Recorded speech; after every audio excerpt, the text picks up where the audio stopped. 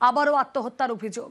বাড়ি থেকে উদ্ধার ৯৫ বছরের বৃদ্ধের ঝুলন্ত দেহ, আর এই নিয়ে রাজনৈতিক চাপানোতর তুঙ্গে। মঙ্গলবার থেকে পশ্চিমবঙ্গে চালু হয়েছে এসআইআর। অভিযোগ, এরপর থেকে টেনশনে ভুগছিলেন ক্ষিতীশ মজুমদার।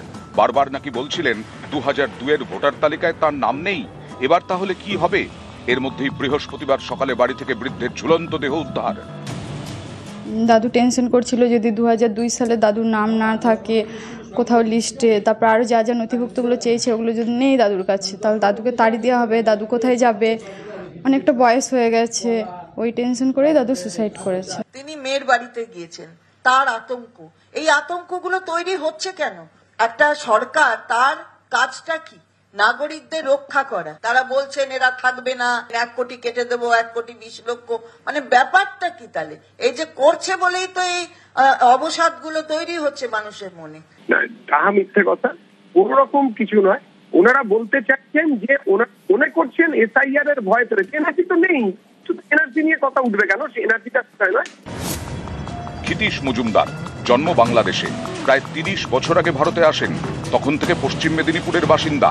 এখন ক্ষিতীশের বয়স ৯৫। তার মেয়ের শ্বশুরবাড়ি বীরভূমের ইলামবাজারের স্কুলবাগান সুভাষপল্লীতে। গত ৬ মাস ধরে সেখানেই থাকছিলেন বৃদ্ধ। এরই মধ্যে পশ্চিমবঙ্গে চালু হয়েছে স্পেশাল ইন্টেন্সিভ রিভিশন। এর আগে এসআইআর হয়েছিল ২০০২ সালে। এবারের নিয়ম অনুযায়ী ২০০২ সালের ভোটার তালিকায় নাম থাকলে কোনো নথি দিতে হবে না। ক্ষিতীশের নাকি সেই তালিকায় নাম নেই। পরিবারের দাবি, এ নিয়েই খুব দুশ্চিন্তা করছিলেন। মাঝে মধ্যেই নাকি বলতেন বাংলাদেশে পাঠিয়ে দেবে না তো। এরই মধ্যে বৃহস্পতিবার সকালে ঘর থেকে উদ্ধার হয় তার ঝুলন্ত দেহ। ওই যে ওরা এনআরসি থেকে কারা বলাবলি করছে, ওগুলো মানে ভিতরে ঢুকে গেছে। ভোটার লিস্টে বাবার হয়েছিল মেদিনীপুর আইসি, তো ওইখানে হয়েছিল কম ইয়ে ছিল কি এখান থেকে পাঠাই দিব নাকি, ওগুলা ভাবি টাবি বলো বাবার।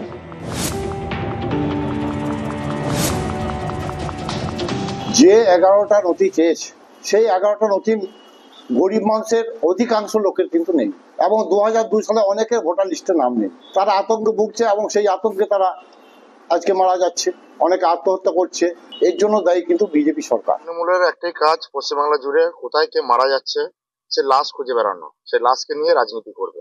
এই রাজনীতিকে আমরা ধিক্কার জানাই।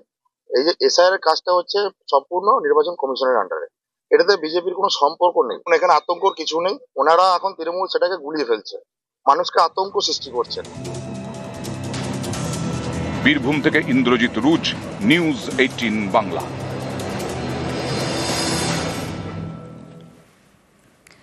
বাড়িতে গিয়ে মৃতের পরিবারের সঙ্গে কথা অনুব্রত মণ্ডলের। বাড়িতে গিয়ে সেই ছবি আপনারা দেখছেন বীরভূমের ইলামবাজারের, যেখানে মৃতের পরিবারের সঙ্গে গিয়ে কথা বলেন অনুব্রত মণ্ডল।